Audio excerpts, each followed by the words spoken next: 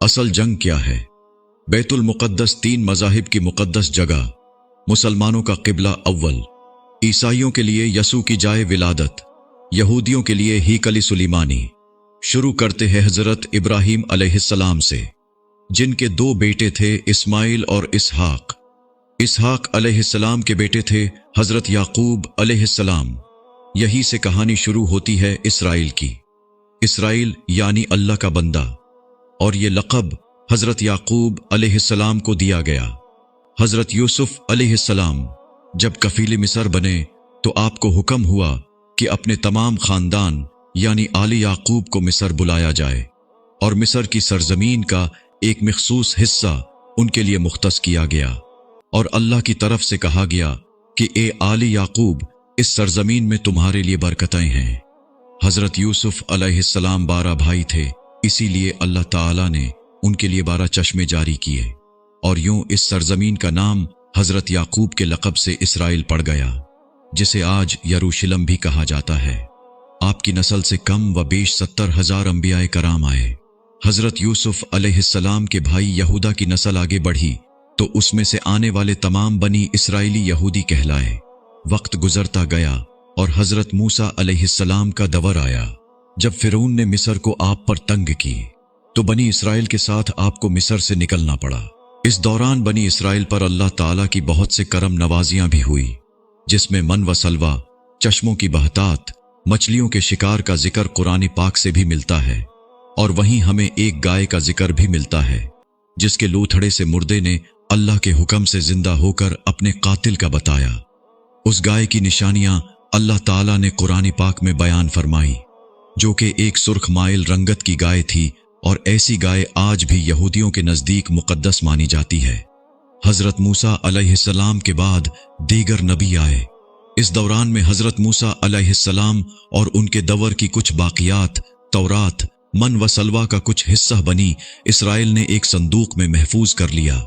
ये अल्लाह की तरफ से हज़रत आदम अलैहिस्सलाम को दिया गया एक ख़ास संदूक था, जो नस्ल दर नस्ल नबियों के पास रहा, जिसे कुरान में ताबूती सकीना के नाम से पुकारा गया है, और ये यहूदियों को अपनी जान से ज्यादा अजीज है। हज़रत दाऊद अलैहिस्सलाम ने जब जालूत को हराकर उससे ताबूती सकीना हासिल किया तो यूं बनी इसराइल ने इन्हें नबी तस्लीम कर लिया, और हज़रत दाऊद अलैहिस्सलाम ने उस संदूक की हिफाजत के लिए एक हीकल तामीर करवाना शुरू किया, जो कि उनकी जिंदगी में मुकम्मल न हो सका। उनके बेटे हज़रत सुलेमान अलैहिस्सलाम ने जिन्हों की मदद से उसको मुकम्मल करवाया, और इसी दौरान में आपकी भी वफात हो गई। इसी वजह से उसे हैकल सुलेमानी कहा जाता है। बाद अज़ां बाबिल के बादशाह बख्त नसर ने इसराइल पर हमला किया और हैकल सुलेमानी को भी गिरा दिया, और ताबूती सकीना भी अपने साथ ले गया। सिप्रस दी ग्रेट ने दोबारा ये शहर हासिल किया, यहूदियों को दोबारा यहां आबाद किया, और ताबूती सकीना को भी वापस लाया गया। हैकल सुलेमानी को एक दफा फिर तामीर किया गया। फिर वक्त गुजरा और हज़रत ईसा अलैहिस्सलाम की आमद हुई, जिन्हें नऊजुबिल्लाह यहूदियों ने दज्जाल, नाजायज और क्या क्या लक़ब दिए। यहां से यहूदियों में से दो अलग कौमें हो गईं, एक यहूदी और दूसरे ईसाई।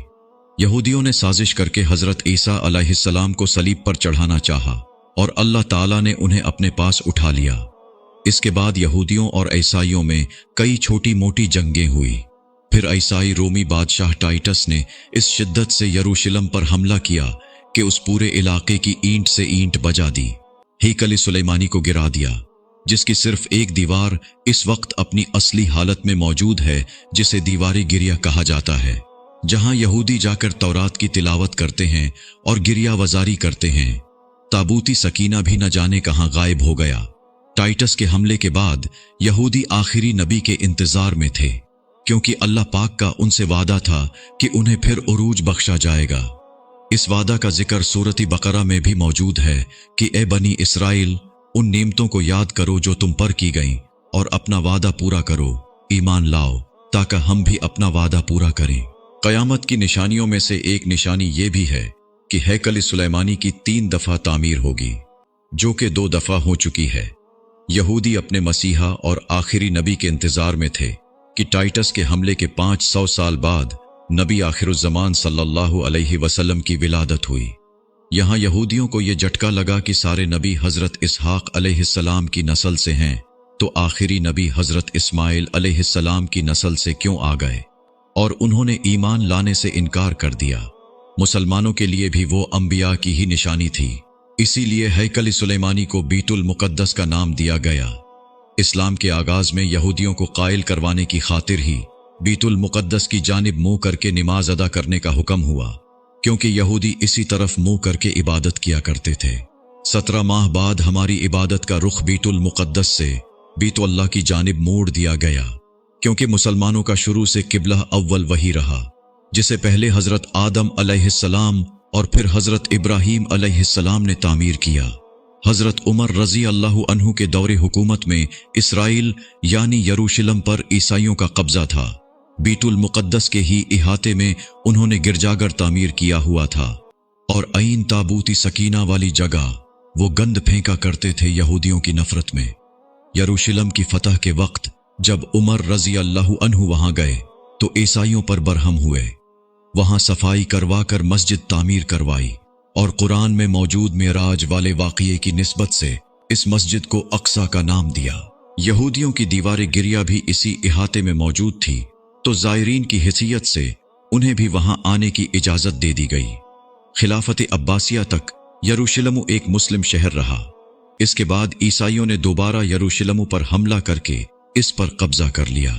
सलाहुद्दीन अय्यूबी ने ईसाइयों के खिलाफ 50 से जायद जंगें करके बीतुल मुकद्दस दोबारा हासिल किया, और फिर 700 सालों तक ये खिलाफत उस्मानिया के ज़ीर सल्तनत रहा।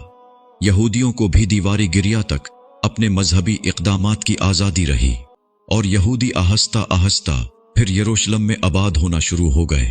इस दौरान में कई बार उन्होंने खिलाफती उस्मानिया के सुल्तान को पैसों के एवज यरूशलेम उन्हें सौंपने का लालच दिया, लेकिन नाकाम रहे। इस दौरान में उन्हें यह अंदाजा हो चुका था कि उन्हें अब खुद अपनी पहचान बनानी है, और बाइबल में मौजूद यहूदियों के आखिरी उरूज से कबल वाली कई निशानियां भी जाहिर हो चुकी थी, और वो ये तस्लीम कर चुके थे कि उनका आखिरी मसीहा अब दज्जाल होगा, जिसकी बदौलत पूरी दुनिया में उनका दोबारा बोलबाला होगा। उन्होंने बरतानिया से साजबाज करके खुद को अलग रियासत तस्लीम करवा लिया। यूं इसराइल बाकायदा एक मुल्क की सूरत में दुनिया के नक्शे पर उभरा। फिर आहिस्ता आहिस्ता उन्होंने फलस्तीन और दीगर मिस्री इलाकों पर भी कब्जा कर लिया। अरब ममालिक इसराइल के खिलाफ जंग पर आए, लेकिन उस वक्त तक ये खुद को इतना मजबूत कर चुके थे, अरब ममालिक को इस एक छोटे से मुल्क से मुंह की कानी पड़ी। ईसाइयों ने भी देख लिया कि अब उनसे लड़कर कुछ वसूल नहीं होना, तो बाकायदा गिरजाघरों में पादरियों ने तकरीबात मुनक्किद की और यहूदियों के लिए मुआफ़ी का ऐलान किया गया। यूं सियासी और इक्तिसादी मफाद परस्ती ने 2000 सालों से एक दूसरे के अज़ली और जानी दुश्मनों को एक सफ पर ला खड़ा किया, और कुरान की बात भी सच हो गई कि यहूद व नसरी एक दूसरे के दोस्त हैं। यहूदियों के अकायद के मुताबिक वो हैकल सुलेमानी की हिफाजत नहीं कर पाए तो खुद को कसूरवार कहते हैं, खुद को सजा देने के लिए जंजीरों और चमड़े से पेटते हैं, और दीवारी गिरिया के पास आह वजारी करते हैं। वो ईमान रखते हैं कि तीसरी बार उन्हें पूरी दुनिया पर हुक्मरानी हासिल होगी। इसके लिए उन्हें मस्जिद अक्सा को गिराना होगा, जिसकी तैयारी वो कर चुके हैं। कब से मस्जिद अक्सा के नीचे बारूदी सुरंगें बिछा दी गई हैं। इसके बाद हैकल सुलेमानी तामीर करके ताबूती सकीना वहां रखना है। ताबूती सकीना भी वो दोबारा हासिल कर चुके हैं, लेकिन मसला था सुर्ख गाय, क्योंकि उनके अकीदे के मुताबिक वो नापाक हैं, और जब तक पाक नहीं हो जाते हैकल सुलेमानी तामीर नहीं कर सकते, और पाक होने के लिए सुर्ख गाय की कुर्बानी देना होगी। वो गाय जिसकी निशानियां कुरान पाक में बयान की गई हैं, जो उस वक़्त भी उन्हें ढूंढने में मुश्किल हुई थी। अब भी 100 साल तक वो वैसी गाय की तलाश करते रहे। टेक्नोलॉजी का इस्तेमाल करते हुए बच्चे पैदा करने का कामयाब तजुर्बा किया उन्होंने। फिर उस तजुर्बे की बदौलत वैसी निशानियों वाली गाय पैदा करने की कोशिश की गई, लेकिन नाकाम रहे। 2019 में एक अमरीकी रियासत से 5 अदद वैसी गायें उन्हें मिल गईं, जिनके जिस्म पर सुर्ख रंग के अलावा और कोई बाल नहीं था। उन्हें कभी काम के लिए इस्तेमाल नहीं किया गया था। अगली निशानी के उन पर किसी बीमारी का असर नहीं होना चाहिए। पूरी दुनिया में कोविड फैलाकर मुख्तलिफ जानवरों के साथ उन्हें भी टेस्ट किया गया और उन पर इस बीमारी का कोई असर न हुआ। Red hyper found, mystery of red hyper. ये गूगल में सर्च करके आप इस मुताल्लिक तफसील से पढ़ सकते हैं। अलगरज कर्ब क़यामत और दज्जाल के ज़हूर वाली तमाम तर तैयारियां वो मुकम्मल कर चुके हैं।